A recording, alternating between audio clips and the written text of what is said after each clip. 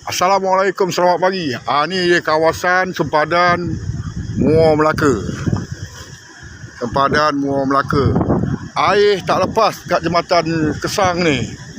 Ini tanggungjawab kawasan Tangkak Tangkak. Sebelah sana air kurang. Sebelah sini air penuh. Pasal rumput dah tersangkut bawah jambatan. Tiang tu bawah dah pecah. Tiang bawah tu dah pecah, nampak? Dah patah. Kau tengok air dah sedat. Penuh.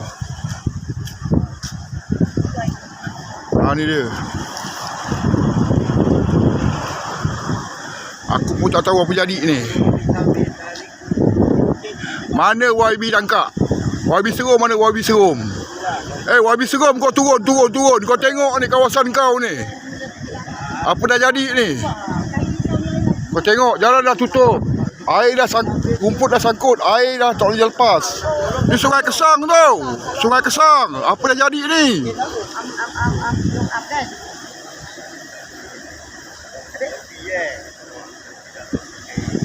Kau tengok. JKR mana? Ini jambatan dah pecah bawah tu. Ni dia. Kau tengoklah. Ya Allah, ya Tuhanku. Dah sangkut dah YB Serum mana? YB Serum. JKR Tangkak mana? Kau jangan nak tidur dekat rumah. Kau bangun kau. Okey.